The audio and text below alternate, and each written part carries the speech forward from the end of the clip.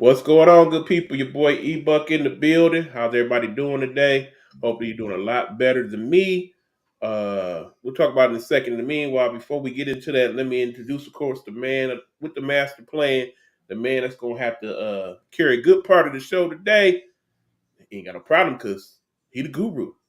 You Lee. What up, you? What's good, E man? How everything going? Well, as you know, it's not great here on this part of the planet. First and foremost, y'all, I got to dedicate today's show to a very special person who I lost yesterday.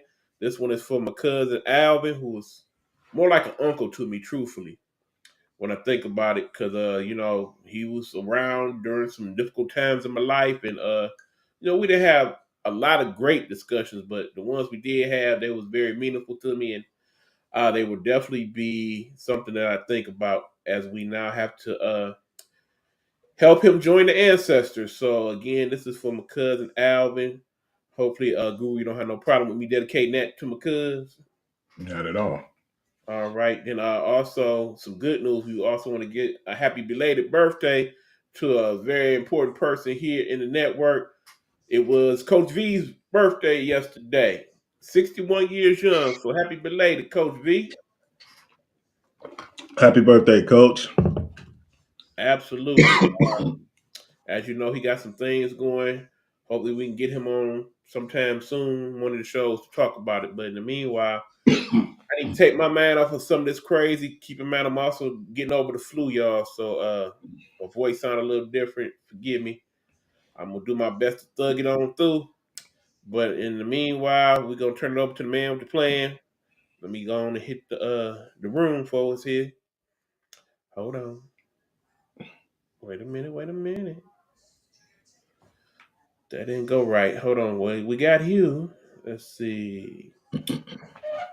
So we need to get rid of that one. Okay, is that me down there? Okay. Y'all know this EV Mux. We still working it out, y'all. But we got new sets and whatnot. We want to show y'all Man, some that's nice, creativity. man. You could That's a create. nice setup. You could credit Hugh Lee Productions for this one right here. I liked it though, so I say we started out with this one here today. Okay. All right, what you got I for us want here? to start off with some of the lady competition. You were saying which game I want to choose. I want to choose all of them because it looks like it's going to be some good ones, man. And I want All to right, start now off hold with on, Hugh. Slow down. Lady competition. We talking about the college ranks. So we talking some women's college basketball. A lot of good games this week. Let's get into it.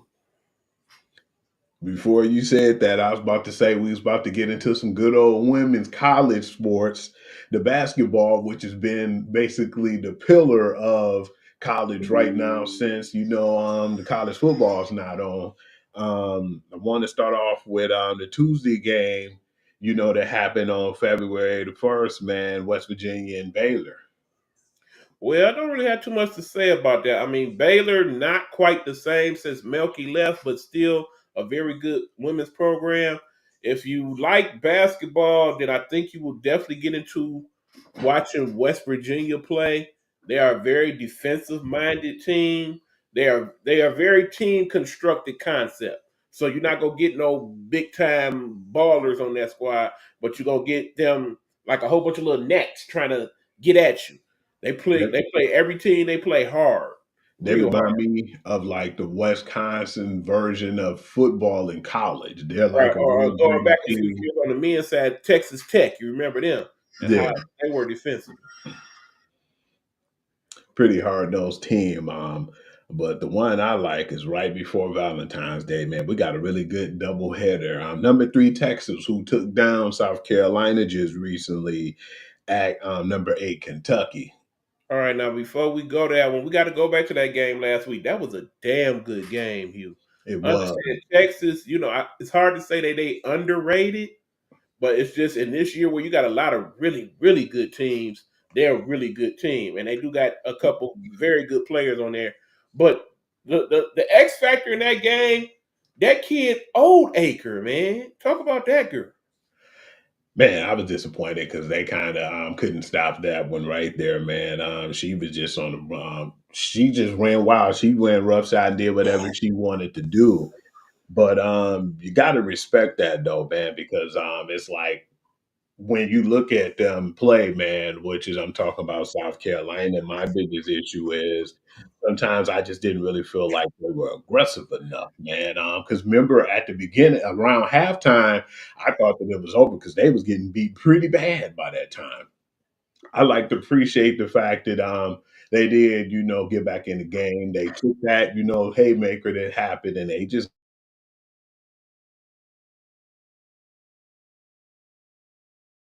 got back in the game. But Madison Booker balled out too, man. She had high 20 points, but I just feel like we were just talking about that between them and South Carolina and UConn.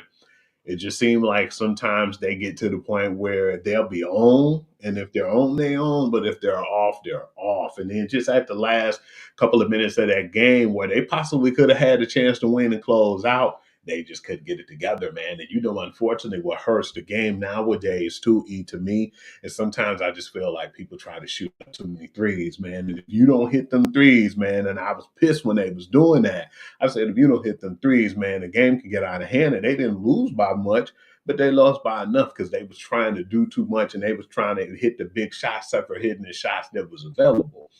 That's Right. the biggest problem with them. But like you said, man, I still don't really think, even though UCLA is still undefeated, that that'll be the case in women's basketball this year. And I really want to see how the tournament turn out too. But yeah, it was a pretty hard nosed, good fought game, man. And you know, I mean, I didn't expect them to go undefeated, but I told you too on the program, I didn't think they was gonna beat Texas twice, man. I definitely didn't think that. Well, see, the thing is, I mean, when it comes to USC and Connecticut, they both kind of had the same problem right now. No dominant big. No dominant big. Think about it. In the years where UConn won, they had Stewie, they had Rebecca Lobo, they had people like that.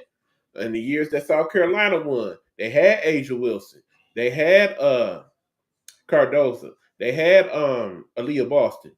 Them three championships right there. They don't have them type of bigs They don't anymore, have those man. type of people in the bigs right now. So Yeah, she's coming, but she's not there quite yet, and that's yeah, been a X factor right now. They should have had somebody in the cusp, or tried to went through that transfer portal. We was talking about that they didn't do any of that, and they just stayed put. And they're still a good team. We're not gonna take that from them, but they don't right, have absolutely. I mean, when we talk UConn, inside. USC, them two of the best five teams in the country right now, in my personal opinion. But the thing is, if they get thrown off their game, they could be beat, and that's what happened with South Carolina with Texas, and that's what happened with UConn last week with Tennessee. They threw them off their game, and then when you have to go to their threes, and the threes ain't there for you.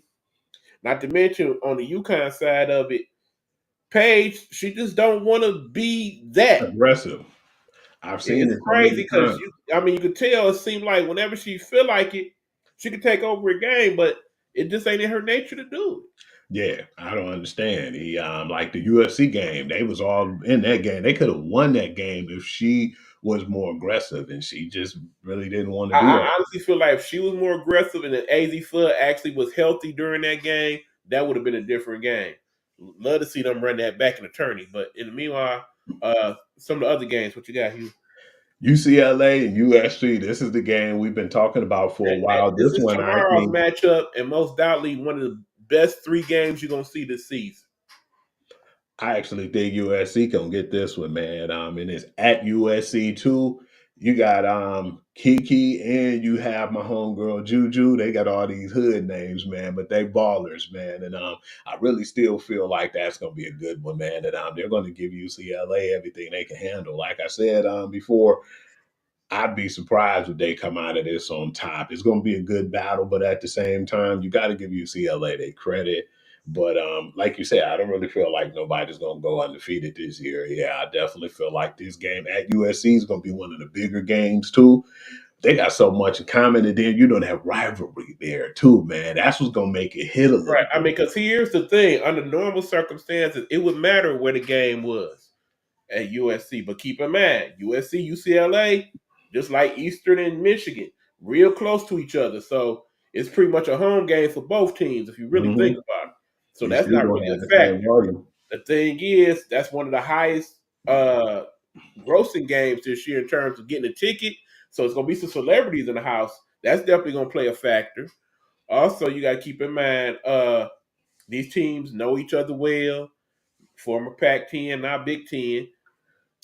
What we have seen in the last few weeks, if you're paying attention, though, Hugh, to the USC games, yeah, Juju gonna get hers. She always gonna get hers, but you can frustrate Juju, and Yeah, and, and she's been last rattled a lot this we year. see that she don't like to have to work extra hard to get hers. And some teams they have picked up on that, and they did like when they played Ohio State. Yeah, they whooped them pretty easy, but it wasn't because of Juju. It's gonna be the X factor in this game, which is that dude Kiki Airframe. It's basically Kiki versus Lauren Betts. Okay, whoever gets the better of that matchup between them two, that's probably who's gonna win that game. She decided she coming back to school too next Oh year. well, Too, see Lauren that Betts. really wasn't a big a decision, Hugh. I mean, understand? Yeah, she was eligible to go to the WNBA next season if she wanted to because she is in that graduating class. But remember, she got her sister coming. She Yeah, wants to play with her sister. So once they signed her, I think that was pretty much a done deal. She was coming back. It wasn't even an makes a issue. lot of sense to me. She just Definitely made made it a lot of official. sense to That's me. all. Number 7, UConn at South Carolina. This is the one we was talking about right here. Another great matchup, people. But based on UConn's my squad, so I watch them play every game.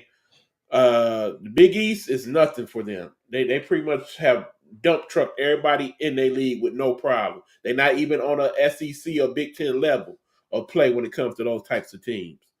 Uh, South Carolina probably the second best team they play this year.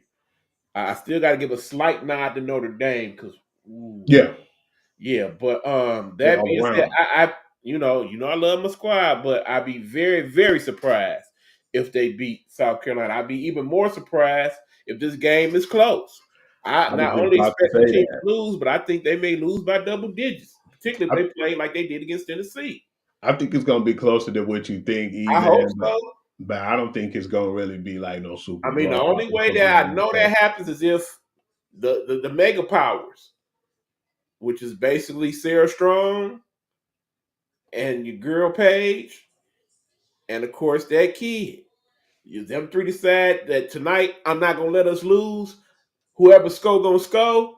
They can make that game real interesting. This was another good one. Number 5 LSU and number 3. They're going to LSU going to Texas.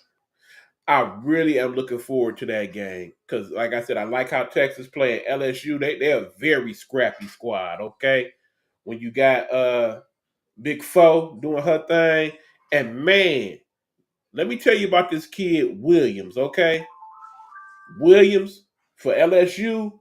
That girl bad. You seen her, Hugh? Yeah, I definitely seen she got a really good game, man. That That whole girl got team game. is better than what people expect. Just because they lost to South Carolina, people thought, oh man, they're not as good. No, they caught them on one of their bad days. I still don't think that they're going to beat. Like I said, man, with the SEC, it's so hard to beat these teams twice. I don't see Absolutely. them beating LSU twice either, man. I think LSU go get them the next time Yeah. around. And It's don't so forget about evenly Alicia matched. Morrow, probably the best small power forward in the country with all the double doubles and whatnot. But no, that kid Williams, you know who she remind me of now that I've seen her So, play a little more? A young Carmelo Anthony. mm. She scores like that. And they got some really nice bigs over there too, man. You got just a really hard team. And then, you got a team who wasn't really all that defensive oriented. And until you got Kim Mulkey over there, because remember, we was like, man, at first we didn't think that they have no good defensive game plan. But soon as Kim came over there, man, she shut all that down. It wasn't even really a year before she really settled down over there that they won that championship. So, yeah, Absolutely. by her being a defensive minded coach, that was all they was missing. So, yeah, man, it's gonna really be good, man. Right now it's February the 12th. Everybody getting ready for Valentine's Day, man. But what I'm looking forward to is getting this damn month over with, man, so we can get into that March Madness. That's what I'm looking forward to. Absolutely. Cause yeah, especially on the women's side, it's gonna be another great tourney. You see that it's at least 8 or 10 quality teams that could win that right now on that side. All right, E man. I want to talk about what happened in the Unrivaled, man. It was some really good stuff, man. I was glad that you told me about the one-on-one tournament. I looked up and then I knew when it was coming on, but then it flashed across my phone right when you text me, and they battled, man. It was some really good matchups, and it's crazy because most of them, you had some taller people who couldn't use their length to their advantage because the players were quicker than them, and then you had the taller women who actually took advantage of their height too. But I still feel like the best game that night was Agumawale against Satu Sabali, and the one she had with Sky Diggins, man. It was some good battles, man, and it was a lot of defensive contests. I was really impressed when I seen that, but I was really surprised too because your girl was a AC too, Aaliyah Edwards, man, and for her to be Stewie caught me off guard, but man, she looked like she'd probably be the one to come out on top from the eighth seed, man. Just her height of her skill set separates her from the rest, man. And I've been really impressed, man, because she's so young, and to come into that unrivaled matchup, the one-on-one, and see how she handled herself, it's been a pretty good matchup, man. But yeah, it's been really fun to watch. You're gonna be surprised by this, Hugh. I don't like it. You don't? I don't like it. Do you Let think me that break take it away down. from the 3-on-3 tournament? Let me break it down. Okay, understand when you thinking one on one, you kind of go back to your days in the hood, right? Yeah, You playing one on one with somebody. First of all, what's usually the score you go to when you play one on one in the hood? 21. Absolutely. Okay, so yeah, of course in the hood, yeah, you do twos and threes. So yeah, they got that part of it right. Because you don't want it to take all day and people dribble to death and whatnot. The shot clock, I like that part. That makes sense. The way they set it up to where make it take it, and they had this obscure person throw the ball back to you and whatnot. That was weird. That was That weird as that that hell. I didn't care for. And The then a fact that three you got a referee calling the fouls, I kind of don't like that either. I mean, it's free kind of throw hard to too. have them call their own fouls. I get it, but it got to be a little better way to do that.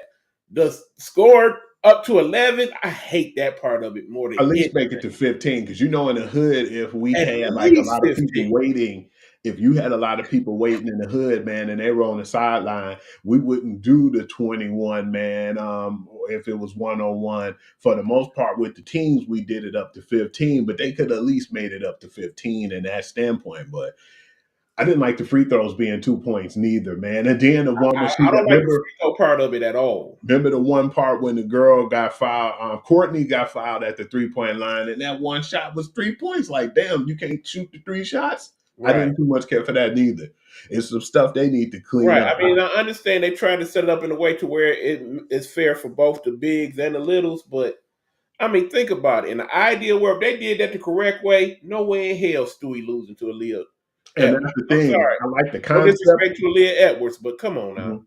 I like the concept, just didn't like the way they constructed it. Right. And then of course you understand why a person like Angel Reese wouldn't be in the one on one. I mean, her game ain't really made for that. And if I remember right, I don't recall seeing Big Brittany in the tournament either. Am I No, correct? she's not.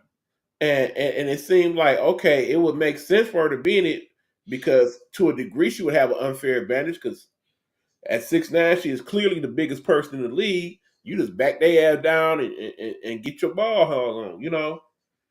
So maybe that's part of why. But just the concept is good. I was looking forward to that, but the execution of it, I'm really not feeling. I Yeah, mean, it that was was some good weird. matchups. Like I said, definitely the Sabali and Gubawale, it makes sense because I think there's some animosity there anyway with how Sabali ended up leaving the wings and what have you. So I felt that. But yeah, in the end, right now, I really don't give a damn who win that thing. I mean, the one thing they have committed to is they know they're gonna need to make some adjustments to the league. Hopefully, they'll do that. But that being said, if it was up to me, I would make the score adjustments, and I wouldn't do the one on one. I do 2-on-2. Yeah, I I mean, was think about cool. it. I was cool with the 3-on-3, nothing more, nothing less, man. I If mean, they I'm want to kind keep of it good with that that way. also, but because of the 3-on-3 league, it kind of don't make sense to have the midseason be a 3-on-3 too. The 2-on-2 makes sense, and I would have liked to seen you basically throw everybody thing in a bowl and okay, whoever we pick, y'all team. You see what I'm saying? I believe they'll clean up what they need Yeah, to they'll clean up, figure it man. out. I mean, So it's I'm not still a even too better worried about that. mid-season thing than whatever the hell the NBA about to do. So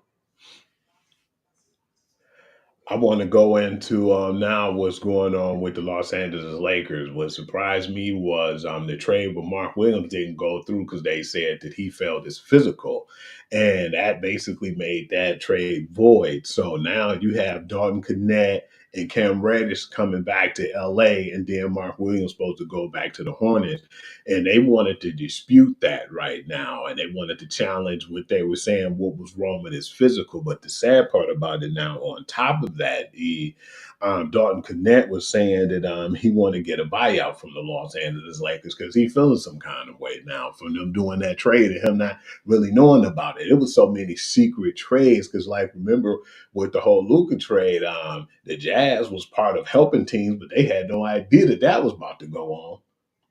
yeah, it's kind of crazy how all that set up. I mean, first of all, you know, Dog Connect, he was feeling like part of the culture there. You know what I'm saying? So he felt like he was the last person that was going to get traded. So yeah, I understand why he feel that type of way. But then I don't know what type of way he ingratiated himself in Charlotte. Maybe they made it to where yeah, he kind of want to go back there now. As far as Cam Reddish, he'll probably be in Cuba or Puerto Rico or somewhere in a couple years. I mean, it all kind of went back to earlier in the season when they let LeBron James Jr. play that game and he got towed up. And even after he got towed up, Cam Reddish still didn't get to see the field. I think he felt some type of way about being a Laker ever since that day. I definitely feel like he's been feeling that way for a while now since being traded to the Lakers, man. It's just been a But yeah, weird he pretty much done been salty everywhere he done went though. He was salty yeah. with the Hawks. He was salty with the Knicks. I mean, I don't know what to tell you. He just seemed like he never really developed an NBA game and the I mean, same I gotta say, you should have left with your boys. You should have stayed at Duke. yeah. Him leaving early definitely could have caused a lot of that friction too, and just him just not being the player we thought he was Right. I going to mean, it's be. kind of crazy because when you think about that Duke squad, we just knew them three was going to be lottery picks and what have you after they won the championship. They didn't win the championship at Duke, and now they all in the league, and they really ain't what we thought they was going to be. Not Not at even all. Zion. I definitely haven't seen any impact from that team, man. But the one thing the Lakers did do right now that I think right now that they're not probably even looking in at towards getting Mark Williams no more. They moved on after that situation happened because they ended up getting the Sacramento Kings center, Alex Lynn, which when I seen him play that year with the Sacramento Kings when they took Golden State and had them on the ropes. I was like, man, Alex Len is not really a bad center. He's actually a decent player. So go over there with the Lakers. I think that that'd be good for them. But a healthy Mark Williams, I think he would have benefited better being with the Lakers because he's I, more of a traditional center, in my opinion. yeah, I mean, I think it's just you need a decent big with them. It's crazy now because even with Alex Lynn, they still talking about possibly picking up a person like a Dwight Howard, or apparently they might even reach out to DeMarcus Cousins. They say he's doing pretty good in the league he in right now. I don't know. I mean, the Lakers kind of hold themselves when they gave away so many first round picks to get a dude named Anthony Davis. Remember that? And he's been glass ever since then, man. You know, and we talked about this several times, not just several times, for several years. Just imagine if they still had the LA Lakers, that's what I'm talking about, you guys. If they still had the players like Brandon Ingram over there playing, you know, and Josh Hart. healthy players like, yeah, you know, to have those guys just all on that team and, you know, healthy, man. Um, my man's the big man Randall, Julius Yeah, Randall, and a lot of exactly. those guys, I man. hated that part of the deal more than anything because Randall was balling when he was with the Lakers. I really think that that'll be something different, man. A lot of people was like it worked when they won in the bubble, but a lot of people leave abstract on that. They don't even think that really that was technically a championship. So yeah, I just felt like they gave up too much for a dude who's constantly injured. And speaking of injuries, man, Anthony Davis, man, got injured in that game when he played recently. He was playing pretty good, man, when he came out there. He was balling, but of course, I feel like, man, did they make that trade at the right time? Because he got injured and they said he might be out 2 to 3 weeks and it can possibly linger into another month, man. And you know that's how he have injuries. He just won't get hurt this time, but he get hurt multiple times, man. And that's been his biggest issue is staying healthy and staying on the court. I think it's kind of their fault for letting him come back too soon. I don't think he was ready to come back, and that's what I mean. Granted, the one game he was there, that first half he balled out. If they get that Anthony Davis, and I would not let him play again until he is that Anthony Davis again, yeah, they're gonna have some fun times in Dallas. But this year, yeah, them going back to the finals, it ain't happening. It ain't happening. I definitely don't see that neither, man. My question is this. LA Clippers. What the hell are you thinking? You know what I'm talking about, Hugh. What's that? Oh yeah. You know, I was just about to talk about that, man. Please do. When he got that buyout, man, he moved Ew. Ben Simmons. I said, man, what the hell is going on, man? You guys got this. And he said he felt like he was wanted. You was playing the same drama and doing the same BS over there in Brooklyn and what you did with the Philadelphia 76ers. So if you ain't feel wanted, it was because of you. You were the cause of not being wanted because you act like you ain't want to play. He lost his confidence in playing at that point when he played with the Sixers, man, and everybody telling him how great he was at LSU to just being an afterthought now in the NBA and knowing that that was Joel Embiid's team, he was feeling some kind of way, and he never recovered from that. When you have an easy layup and you try to pass the ball, man, and you that scared to take a layup, then you know something wrong with that guy, man. I wouldn't want no guy on my team like that. And then the whole situation where they had to eat his contract too when they traded for him, and then he was out with the back injury, man. We know that dude's the biggest thief of all time when it comes to the NBA. Again, between him and our guy in the NFL, Mr. Cousins, they agents, they the real MVPs, okay? They the real MVPs. But yeah, speaking of a believe that. real MVP, can we talk about the milestone that young KD hit last night? Absolutely. Glad you talked about that, man. The 30,000 points, man, that was huge. And he's the eighth player to do it. The funny part about it was, too, is you heard today on First Take, Mad Dog was kind of trying to dog him out. But you saying and you praising Will Chamberlain, man, and you know a guy who quit on his team, but you dogging out the KD, man, saying he wouldn't have won those championships if he didn't go to Golden State and you were up 3-0 and lost that series. That don't even matter, man. You know, you talking about team efforts when we talking about an individual who made 30,000 points in his career, the eighth person all time to do it. I wasn't trying to hear that, man. You got to give his credit where credit I is mean, due. understand we've had over 10, maybe even 15,000 people play in the NBA in the course of history, okay? For you to be one of 8 out of 10 to 15,000 is bottom line is anybody in that top 10 scoring of all time is a Hall of Famer. It's just Absolutely. like in baseball, with the exception of the steroid people, obviously. If you hit over 500 home runs, you win there. Yes, sir. Get over 3,000 hits, you win there. So obviously, if you get over 30,000 points, you a Hall of Fame. Because Period. the other people who was in there, man, we already said, well, you got LeBron, Kareem Yep, Abdul-Jabbar, Karl Malone, Kobe, and Michael Jordan, and Dirk Nowitzki, absolutely. All Hall of Famers. all Hall of Famers. As first ballots at that. So yeah, Not you even, got to not give even credit where a credit issue. is due. I mean, it's crazy because you got to remember he missed a whole year and a half because of that Achilles. So imagine where he would have Absolutely. been if that hadn't happened. I mean, first of all, he would have had at least one more championship with the Warriors. First of all, You Yeah, know let's that. be honest. They wouldn't have lost that series, man, No, if they he was would not. stayed healthy. You know, and I know that. Right. Second of all, he'd probably be up another 3,000 points at this point, and he at least could think about 40,000. Now, granted, at the rate LeBron going, ain't nobody catching that. No, he's been doing too good, man. And I he might had mess around and see what he can do with 50,000. because he had 20 points in 10 straight games, man, at the age of 40. So that speaks volumes. And you just don't understand what that really is. I mean, think about it. The last year Kobe played, he was 40. Okay, maybe he had 15 games that whole season where he scored more than 20, and you see Right. how many shots that Kobe would take to make that happen. That been the issue too, in the shot selection. He was taking tons Right. of shots. So when you consider your dude KD, he probably one of the most efficient shooters out of that top I 10 agree. scorer of anybody. Because think about that 7 foot, but you got guard skills. I mean, can't nobody stop him when he young. And we seen how crazy and how lopsided his stats be, like as far as his shooting average.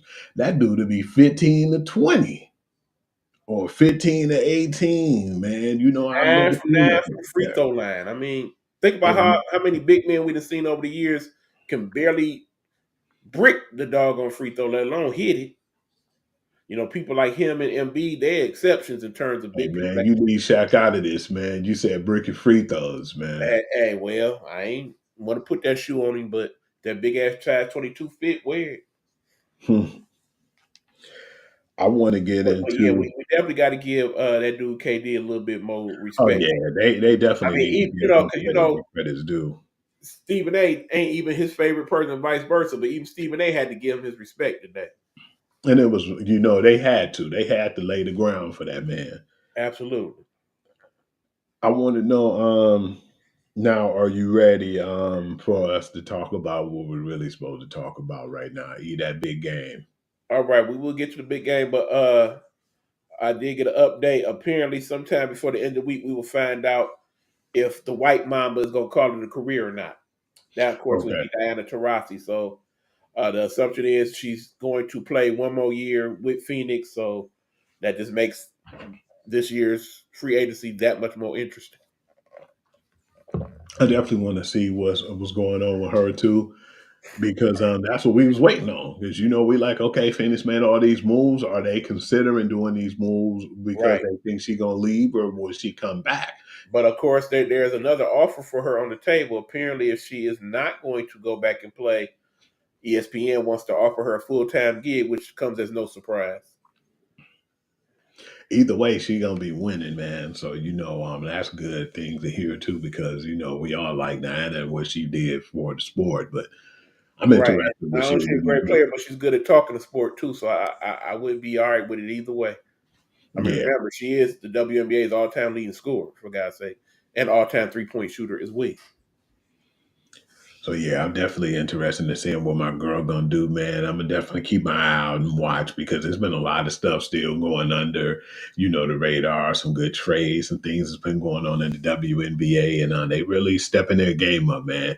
And like you said, the big three is not what we want it to be right now, and they're gonna have to address and fix some of those things in that whole game that they're doing right now. But just in general, the WNBA and Yeah, college. like I said, overall, the rivalry, they having a good season. It kind of fell off a little bit because of what's going on with the big game and all that. But hopefully, now that it ain't really too much sports going on these next few weeks, it'll kind of pick back up some momentum.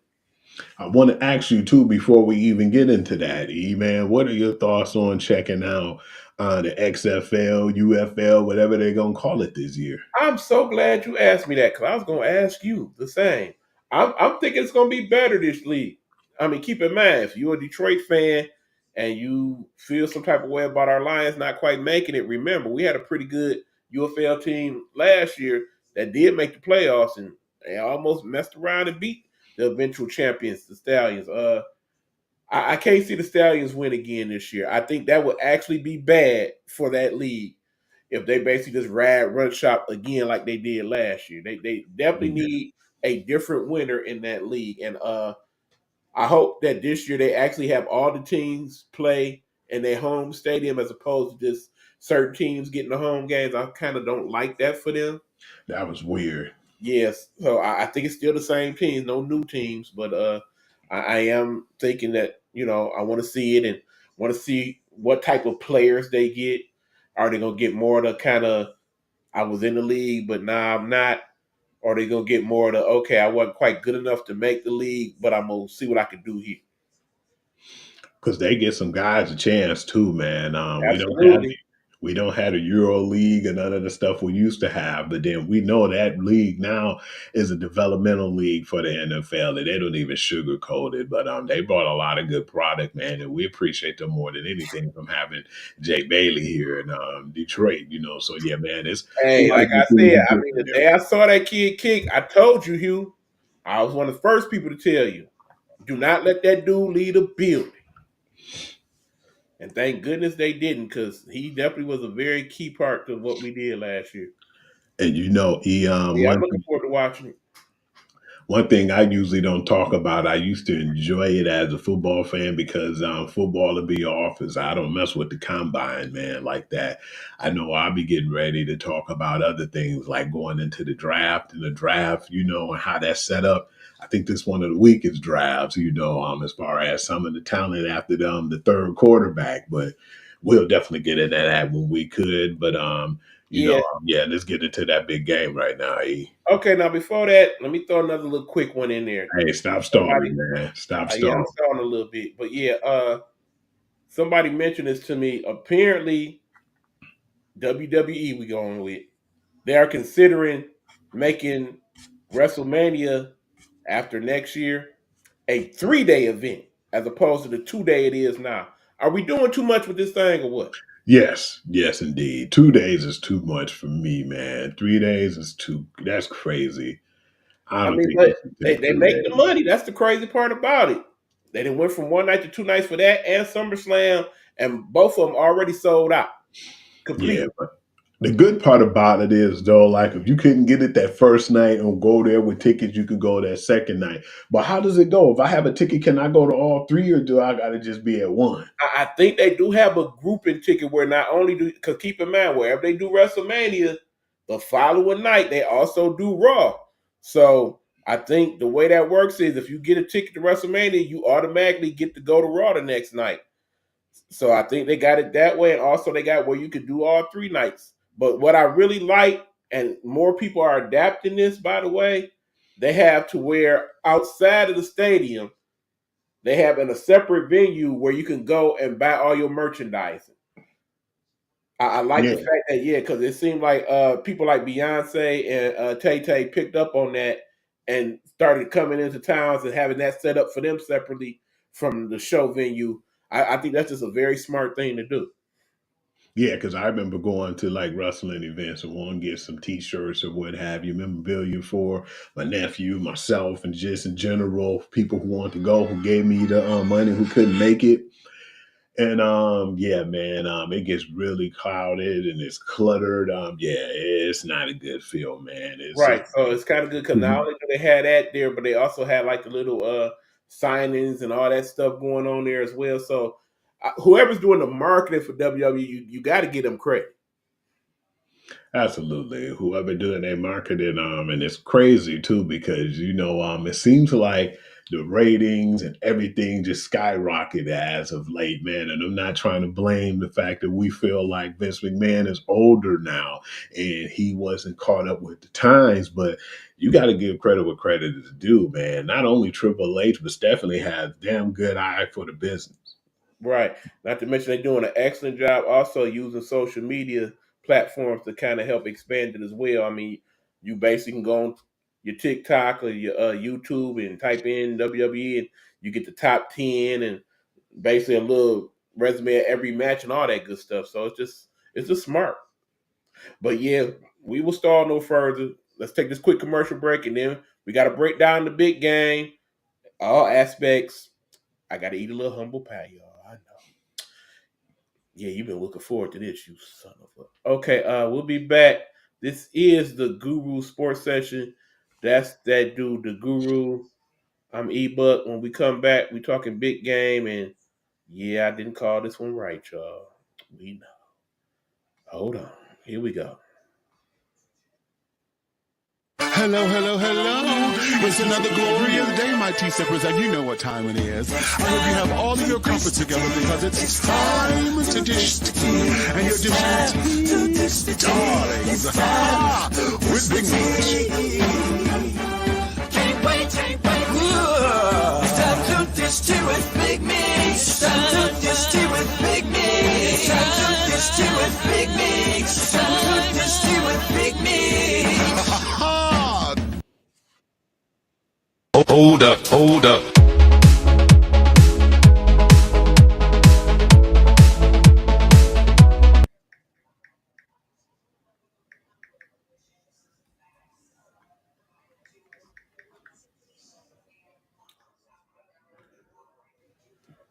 All right, hold on, good people. We done did it again, y'all. There we go. Yeah.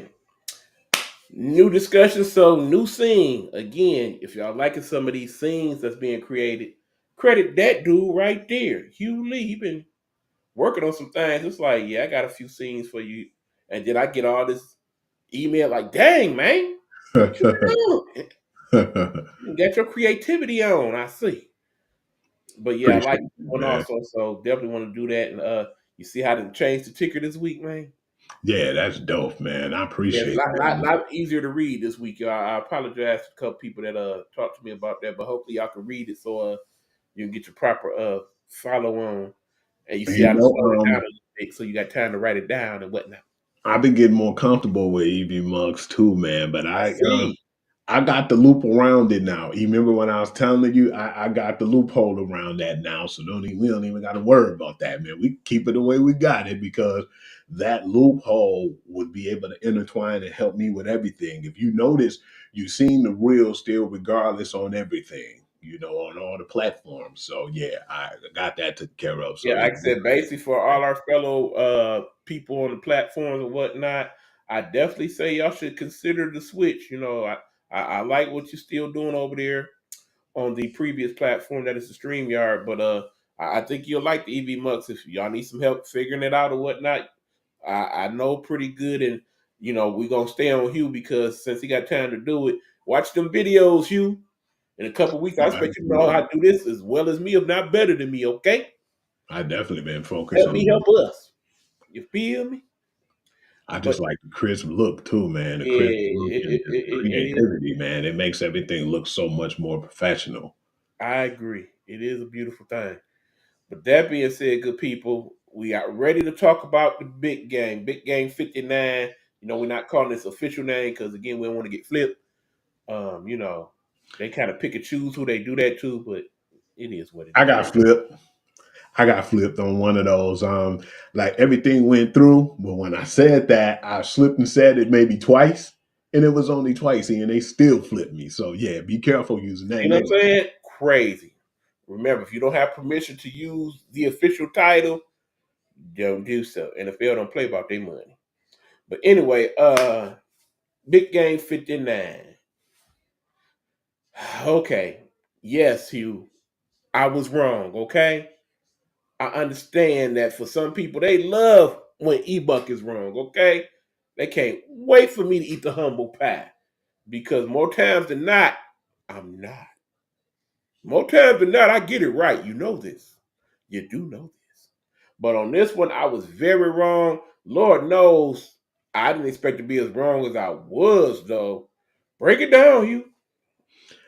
I looked at it and I wasn't even really that down or dogging out Casey in this situation. My whole issue was and one of my homeboys, DeMarco, hollered at me about it because he was like, yeah, Hugh, man, do you still think that no, I think people were saying Patrick Mahomes is still the GOAT. And I said he's a great player, man. And I said he still have time to still prove that he could be the GOAT. I said, because remember, I said, don't forget, don't act like y'all brand new. Tom Brady was 3-2 in the Super Bowl, and then he was getting a lot of criticism at one point until he messed around and pulled off 4 extra ones, and put it in his, put it on his back and carried those teams. So I was like, well, yeah, man, when you touch that pedestal and when you get to that pinnacle of perfection, people expect more.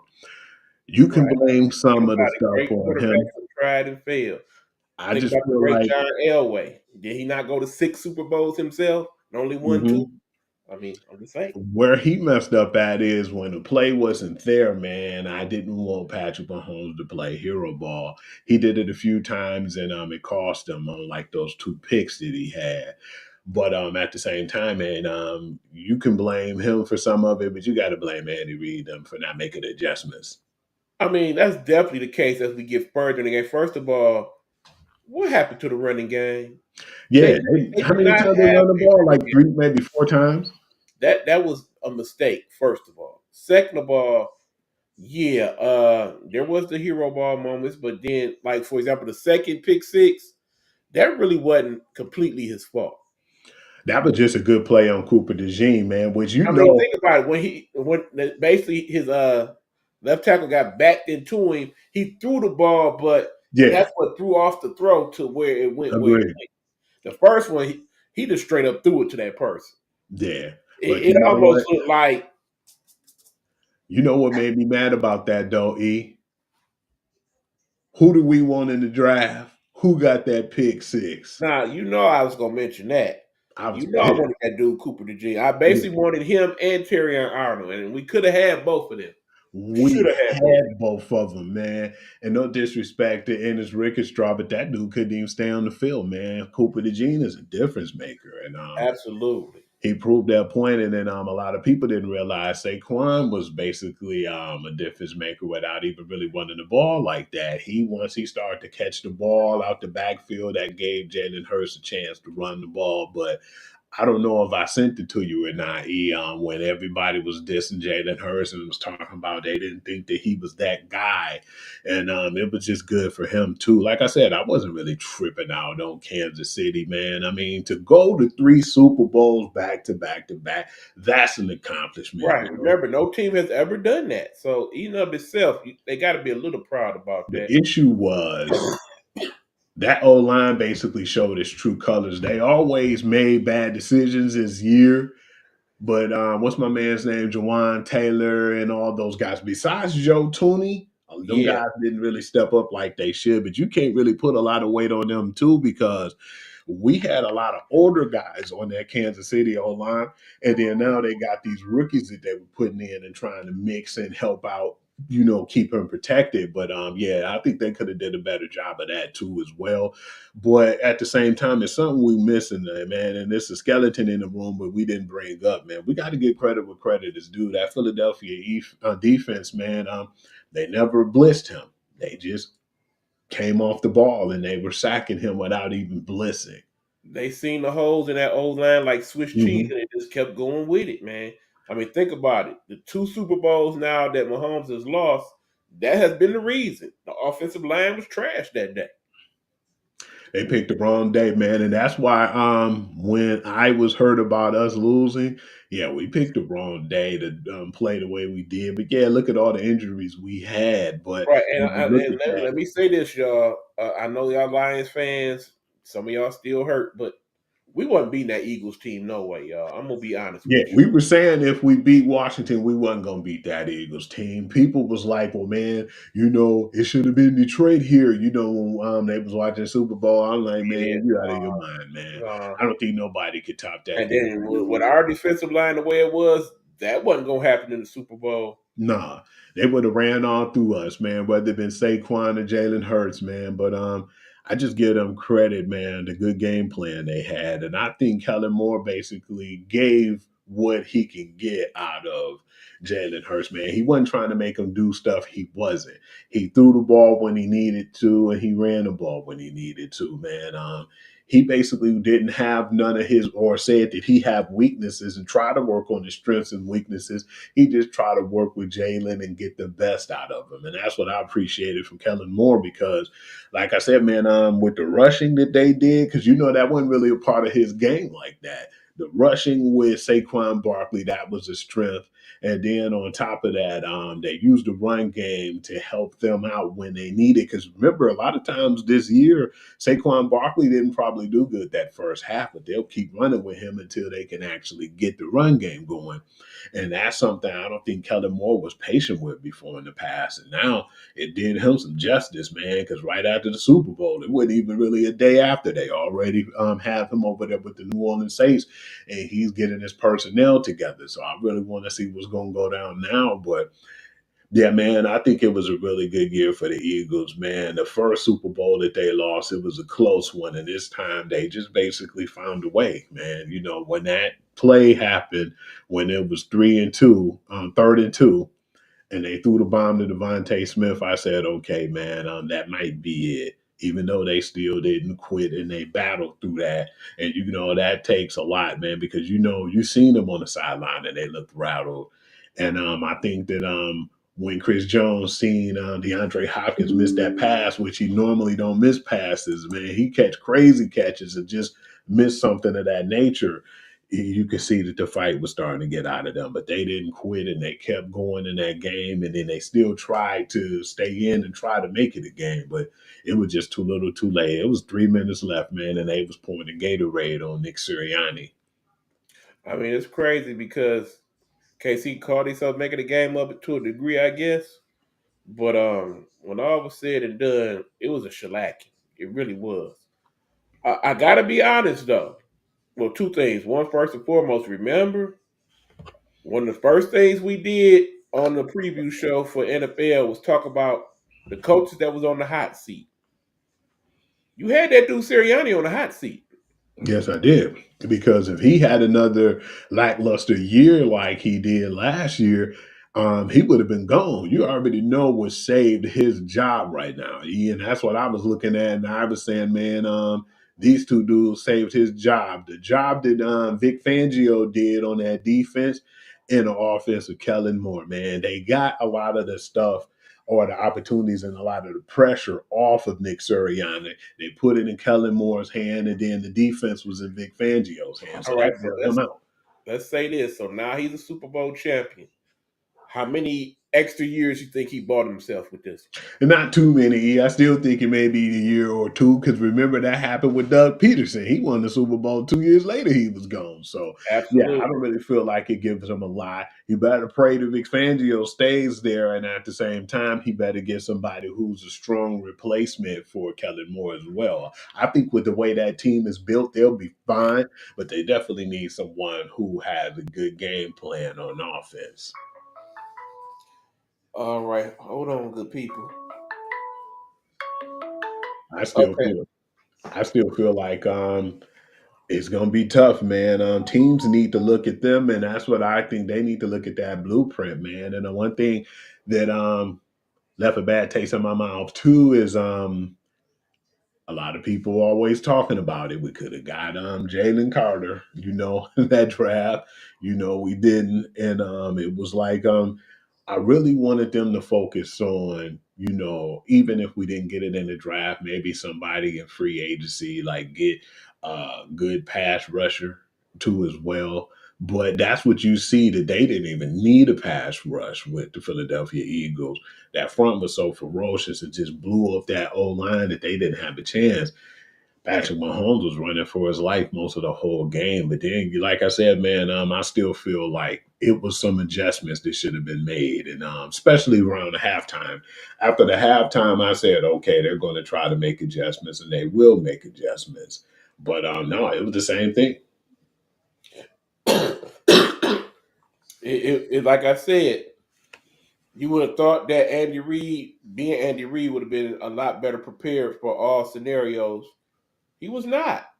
You know what they say about Andy Reid too, man. Give that man 2 weeks, you know, to prepare. And no, that definitely didn't materialize. You can't let Steve Spagnuolo off the hook neither, though, man. You can't just basically let him bail out. Although you got to give him some credit. Yeah. They did slow down Saquon. They slowed him down, man. But the rest, they seemed like they wasn't focused on it. You know, the person they picked on was their better cornerback. And I said, damn, how was this even possible? They wasn't like, oh, we're not gonna go his way. They said, no, we're gonna throw at McDuffie. And yeah, man, it just seemed like it was just a really bad long day for them. But I just feel like in any given game, whether it's Thursday, them Saturday playoff games, or Sunday. Unfortunately, man, it's a one and done series, and they just had to. It was just the wrong day to not show up, man. I would say the biggest story out of all of it that I'm happy for is that kid Jalen Hurts, because in the end, all he's done is bet on himself. Think Yeah, about it. One point in time, he was the number one recruited quarterback going to Alabama. getting benched. And suddenly, he wasn't good enough to be the number one quarterback at Alabama. They actually talked about making that dude a running back and all of that. He said, damn that. Went to Oklahoma. Should have won the Heisman Trophy that year he was at Oklahoma. I ain't even going to lie to you. I think that was Devontae Smith Heisman. Yeah. But no, it should have been Jalen Hurts. I ain't going to lie. But that being said, was a second round pick. Was the backup, then the backup. Then they let him play because remember, he was behind ironically, the backup that is the backup for KC right now, Carson Wentz. Mm-hmm. And you see how that worked out for him. Yeah. So in the end, he's a Super Bowl champion now, he's Super Bowl MVP, and his fiance is foreign, and a CEO. So she ain't no broke girl either. It was well deserved too. And she a Man. sister. It was definitely well deserved, man. Did you hear the rumor they were saying about how when the crowd, the way they reacted to Taylor Swift, that got to my man's and I heard it got to Travis Kelce big time, man, because he said it don't got nothing to do with her. Nah. Like I said, I'm gonna say this: if Travis Kelce's going to retire, we'll know in the next 30 days. If he ain't heard nothing in the next 30 days, he'll be back. And not only will he be back next year, he'll be back for the year after that too. Most times when a player loses the Super Bowl and they're like in a situation where he had a down year, where people double and triple teaming him, man, of course he's going to basically reflect and say that. I would be surprised if he up and retire right now. But the crazy thing and the most sad thing was, my man's how you think he felt about it, Jason Kelce. I seen that just recently where he was like, man, it was hard for him, man, because he loved and support his brother, but he loved his, team Right. and I the mean, people and who see, he that's the left thing. behind. Most of us, if we Travis Kelce right now, we done. We calling it a career. I mean, think about it. Don't have nothing to prove. A, you done won 3 Super Bowls. B, you done just sold your podcast for $100 million. C, your girlfriend a billionaire. And D, if none of that work out, they got acting stuff for you. They got broadcast stuff for you. Hell, you a doggone game show host. The options is endless. He was in that series Grotesque too, if you ain't know. Exactly.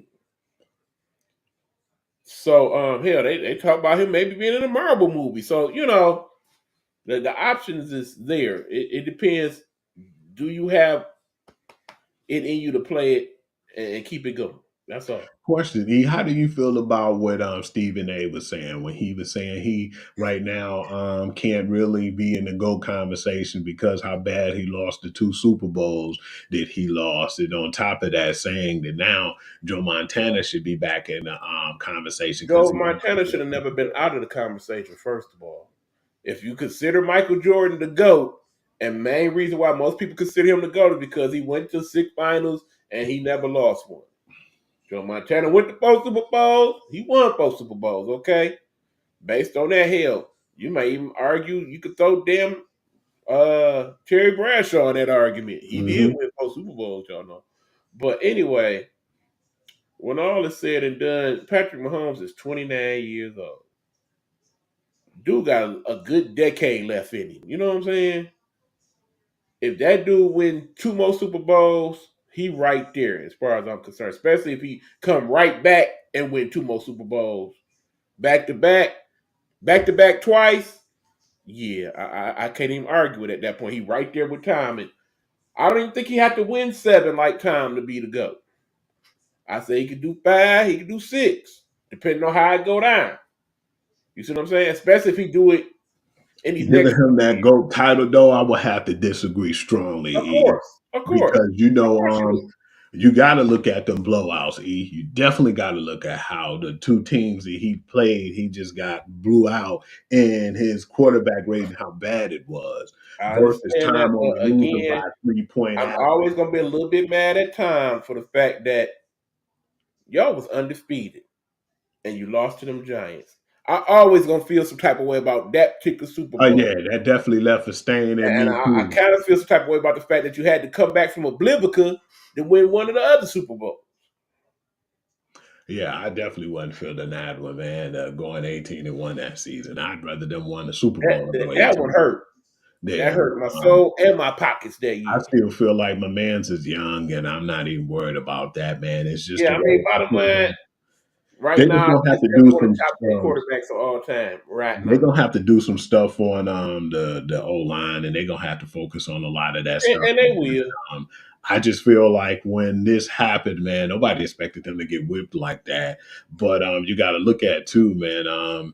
They need to be a little bit more aggressive on the O line, getting the personnel over there. But at the same time, man, they still don't need to have. They still need to have like a more consistent wide receiver. No disrespect to D Hop, he's starting to get up there in age, and you can see it.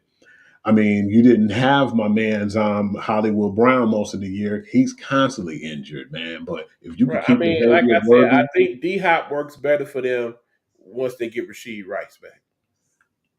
and what I'm thinking is this, man. I wouldn't even focus on D Hop right now, man. I was looking at it like this.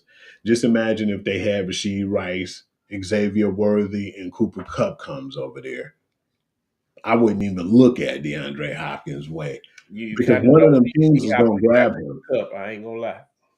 Well, somebody's gonna grab him, Ian. You know somebody's gonna get him, and it's gonna be one of these championship caliber teams. But yeah, I still feel like they still got a lot of time, and they're still gonna be Right. one of I the mean, that teams that being said, people I'd never love to hate. see a D Hop on a team like Pittsburgh.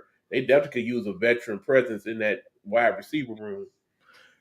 Because yeah, it's a lot of guys gonna be out there on the market too. Your Keenan Allen's, it's a few guys up, man, and it's a lot of free agent wide receivers, which I was surprised about, man. And I think a lot of them gonna make new homes too, man. So I just feel like right now after that Super Bowl, it's just basically it's like, man, Patrick Mahomes human. That's basically what it's explained to people. But at the same time, too, man, I believe a lot of the Eagles players had a lot more motivation as well because when they heard when they were trying to get like permission from Pat Riley to use the 3P and use that for their merchandise, that kind of drove a lot of them to the sense where they wanted to make sure that they was trying to take this opportunity from them. But I mean, come on now, that's just common sense. If I won 2 Super Bowls and I'm in another one, you're going to at least have that in consideration, And I know one of the players, I think Jalen Carter, and I forgot who else, Miller, they both was like, man,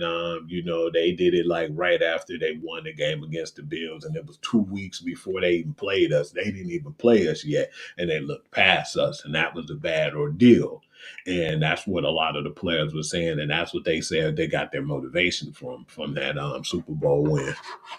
Well, all said and done, sorry, family, but I'm hard pressed to pick the Chiefs going back next year. I can't see it. I mean, it's a lot to happen between now and then, but just based on where we at the moment, particularly if Travis go ahead and call it a day, I don't see it. I mean, it's too many hungry teams in the AFC that's I just can't let them do a fourth time in a row. I just don't see that happening. And you got to factor in the salary cap, and there's a Right, lot like, of like I things said, going based on where the on. Eagles are right now, I could definitely see them running it back next year. I don't think they will, but I could see it. The Yeah, Chiefs, not so much. and then you got the whole Miles Garrett situation. I've been hearing now that they're talking about looking for a trade partner for Mekhi Parson, and there's a lot of stuff that's Like going I to go said, on. the So hot stove league is definitely going to be hot as always, and of course, Hugh, that being his, I think Hugh get into the hot stove league just as much as he do in the actual season itself. So, whatever go on, he will definitely let you know. Uh, gotta ask though, Hugh, the game aside, and congratulations, NFL, you've done it again. Highest rated television show on earth, second year in a row. Highest ranked Super Bowl of all time, yet again. Highest ranked Super Bowl halftime show of all time. What did you think of it? I was looking like I was on actually talking to someone at that time. So I was looking in on the Super Bowl.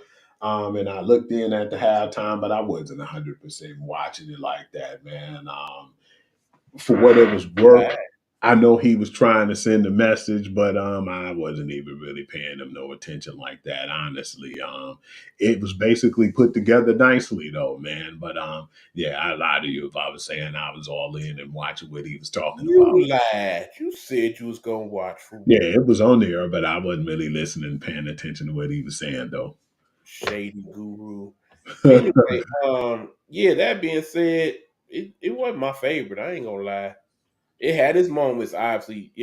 You wasn't human if you didn't feel some type of way when he did the song. And I told y'all he was gonna do the song. I Oh told you. yeah. And your girl Serena popped out. Come on now. You know you had to feel a little something. That when was you cool heard that he it. waited for that moment and he reached out to her too about it, you know.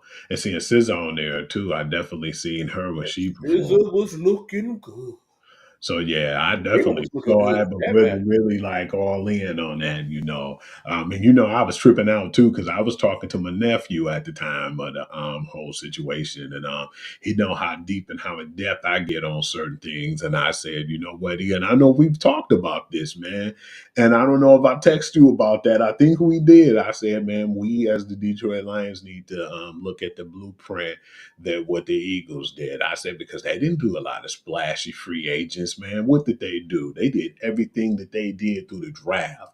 Everybody that they had and constructed on that team, with the exception of Saquon Barkley, AJ Brown, and then the two head coaches they got. I mean, Okay, so offensive yeah, I coordinator. heard you say that, and keep in mind you can get that whole opinion on the Guru's perspective, which of course we've posted on the network, so check it out. But my whole thing is that not what the Lions are doing? They just ain't quite where the Eagles is. That's all. I mean, most of our good players, did they not come from the draft and not free agency? I'm just saying. Let me just say this though, E, and I feel you. There ain't no disrespect going your way because yeah, we got Jameer Gibbs, we got Aleem McNeil, we got Aiden Brian Hutchinson, Branch, Hudson, Brandon, yeah, Brian Branch. We got a lot of those guys through the draft. right. What I was looking at Nate Sewell. Come on and now. was a head scratcher was we had two drafts and we never really still went after the defensive end on this opposite side of Aiden Hutchinson. But we did get the Marcus Davenport guy in free agency who was out after 2 games. And the Emmanuel Mosley situation, let that guy go. Let him ride, E. Some Please of let those it things were hiccups because remember when we signed him back, man, I was like, damn, why was we signing this dude back? I mean, because that's the part. We had too many reclamation projects. Let's call that part of it. Because between him and then Motafatu that seemed to be constantly hurt, and then who's the other one? Whatever his name is, Agara, constantly The hurt. African dude, Yeah. Akigaru or something like that. Remember, we had DJ Reader until we didn't. I mean, the injuries, man, the injuries. Whoever we draft, let us not pick up a Hendon Hooker type project person. Let's get somebody that was healthy that whole year, that was productive that whole year, that could play now. That's the part of the draft I want them to work on. Yeah, and you know, no disrespect to JMO. Remember, he was one of them banged up guys that they ended up Exactly. getting too. So yeah, we need to get more healthier guys, and we don't need to focus about trying to develop them. Then let's develop I our mean, guys because around bottom line, them I'm good with ability. our offense. This next draft, defense, straight up. And maybe one receiver. E, how did you feel about them saying selecting Mike Green too, the defensive end for Marshall? Have you seen him play? I ain't mad at it. I ain't mad at it. I've seen him play. I like it. I like it. But I still feel like I'm not losing hope with us, man. I still think we got a nice sort of window, man. But I We definitely definitely gonna be in the talk next year about it. But like just I want said, them to be I need to see aggressive. That's what all. this offseason look like, and then we'll go from there. I don't have much like last year when I pretty much was calling KC off the rip. This year, I have no set choice at this point. I got to see how this offseason play out. Yeah, and then just in case if you guys are looking forward and wanting to know when the off season things is going to happen as far as the free agent frenzy and what's going to go on in the NFL, you can check me out on, Sports Guru to You on Facebook, of course, and then You see the ticker? You see it? I'm gonna put you guys on game on that, man. That day I usually be busy. I can't even breathe that day. Most times I have my snacks and my water and everything right there by me because I know, man, as soon as I use the bathroom, I think I even have like a tablet in the bathroom from when I go in there just to look and see what's going on. Because how it is, man. If you just think you're going to turn away for 2 minutes, man, you can see three major moves. It's kind of not like the the NBA where you'll get that one huge move and then you'll get moves that's big but not as big. No, man, you get like back to back to back big things going on in the NFL, and that's what keeps them relevant on the off season. So yeah, I'm gonna just definitely keep that in play and keep y'all up to date for everything. I appreciate all the people who respond and who leave comments definitely, and just to keep track of what I'm talking about, man, because I try to put the best news out there and I try to put it out there early as possible. You might catch me before you catch, like I said before in the past, your, ESPNs or your Bleacher Reports. Most times I'll have it maybe 4 or 5 minutes before they even say anything. So I yeah, mean, stay 'cause tuned I to don't that know how many page. times I find myself finding out something, and I be like, "Hugh, you see this?" He's like, "Yeah, I already posted it all the time, all the time." So yeah, I'm gonna definitely be aggressive into that, man. Like I said, I probably even look into, what happened in the actual combine. This is definitely more than anything. Is the quarterbacks. We definitely want to see because we know after them first two, but we don't know anything after that. So yeah, that's what I'm looking for. Right. That's the main thing I'm gonna look for is the quarterbacks in the, this whole combine. Yeah, because like I said, based on what we see so far, this is definitely a developmental draft. In other words, it may be a good 15, 20 players that come out of this draft and they make some type of impact early on. Everybody else, I think they're going to have to get developed big time. Yeah, you've been hearing about what they've been saying. They've been saying the linebacker Abdul and Travis Hunter are like the only blue chip players as far as defense, but they said this was definitely going to be one of the more like you said, the most developmental draft that they had of all time. So yeah, you might get some gems in this one and you might get some misses. It's gonna be a lot of hit and miss in this one, but a lot of times too, man, what I like about the draft too, and us being older, man, I don't want to, try to downplay and disrespect these kids who's coming out, man. I believe there's going to be a lot of diamonds in the rough too, man. But on the defensive side, offense, you're going to get some good receivers, and man, that tight end over there in Penn State too. But it's going to be some areas where it's going to be hit and miss. You're going to always get some good old linemen. The defensive line is going to probably be safe. Average at best, Right. but it's Hey, some don't good forget about receivers. the tight end from Michigan, too. I almost forgot Yeah, about that kid. and my man's T Mac, the wide receiver, the big physical dude, man. It's gonna be some good guys Oh, in yeah. this draft. But yeah, it's gonna be a lot of hit and miss. And some of them guys, like you said, man, rather than try to disrespect them and call them busts, and we didn't even see them Right, even play a down yet in the NFL, they're gonna be developmental. So right. just be patient with Colston these Loveland, drafts. that's the name I'm looking for. Who? Colston Loveland. The kid from Michigan. Yep. But we talk about the people on their way in. Can we talk about somebody that should be on their way out? Aaron Rodgers. Come on, Oh man. man, that's funny, Come on, man. Did you hear one of the kids when they was asking how would you feel if he go to Pittsburgh? They said, man, he need to sit his ass down and retire. We don't want him over here. man. You keep him at the retirement home. That's what he said. Mhm. And I And I agree. feel like with Aaron Rodgers, man, he didn't burn his bridges too much, man. The whole contemplating he gonna retire when he did that with, Green Bay. And then when that happened, they was like kick rocks, man. It was so bad to me because it felt so much like what happened with, Brett Favre. They just moved on without him and see how good Aaron Rodgers was. And now you're gonna start seeing because you start seeing good things and flashes from Jordan Love. He still got a little work to do, but still, that I feel like he was a better quarterback than what Aaron Rodgers was producing this year. And I definitely feel like it's time for him to just sit it down, man. Because you heard what the things were they were saying. They were saying that if you play, because my man's ain't gonna be over there taking no crap. Neither Aaron Glenn. He told him, man, if you want to even consider being on this team, man, you got to come to the training camps and be everywhere where everybody else go, man. And just don't exclude you. You got to be there. And he Yeah. said too, the main thing, he was like, you can't be on that Pat McAfee show. He said, I don't want you there.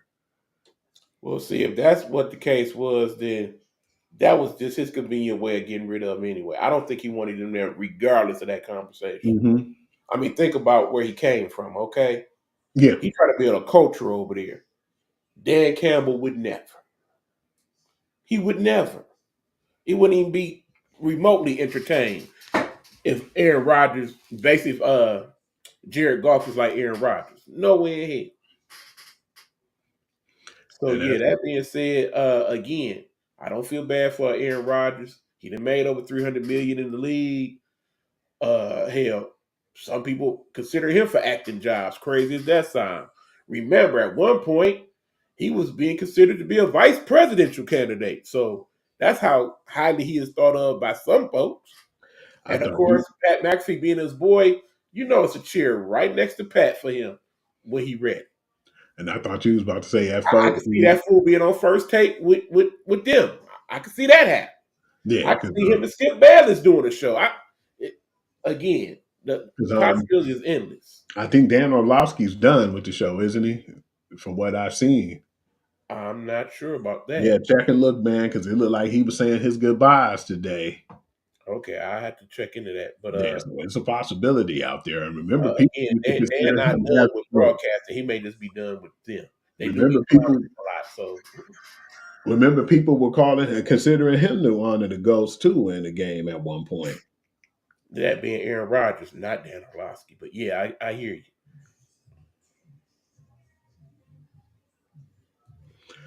Man, you got anything else to add, man? I just left with a couple questions. Okay, football season over. March Madness ain't till March. What the hell we talking about the next couple of weeks? Man, let's just hope we can sit back and, oh man, dang, it's the All-Star break, isn't it? Jesus. That's a good question, man. I'll probably be keeping my focus and looking in on some of that college basketball. That being said, this is your boy eBuck. Next week, I take the show over. Next week, it's on me, Hugh. You with it? Okay. That means whatever I'm trying to talk about, you got to be able to talk about it. You accept that challenge? Huh? You accept that challenge? Yeah. Challenge! I hope it don't be nothing wild and crazy, man. Challenge! Yeah, so next week, actually, we're going to have a special episode, Guru Sports Session.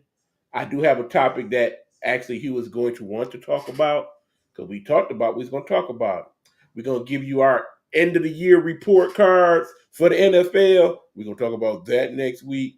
And we're going to give you our mid-season report on the NBA. I think you could work them too. Can you not? Oh, yeah, most definitely. All right, so that's what we're talking next week. So outside of that, Hugh, I'm good. All right, man. Well, the good thing is I don't even got to even waste my breath, man. Thank you, E, for posting that down here, man. Making that known and clear for everybody to see. See y'all next week, man. We're going to be doing them grades. We're going to do the end of the season NFL grade and the mid-season grade for the NBA. Yep, and we'll have some fun with it. Fear not, my friend. It's going to be a good show. That being said, he was going to go back to the studio and create some more stuff, and I'm going to create some more stuff on this end. Oh, by the way, if y'all listen to the beginning of the show, that song that you heard that we're going to leave out with as well is my new single. Yeah, your boy eBuck been actually doing songs. The name of this song is Dance of the Janky Monkey. Check it out. I might actually post it to your musical outlets. We'll see how that play out. But this is Dance of the Janky Monkey on the way out the door. Throw the fingers up, Hugh. Until next week. We out.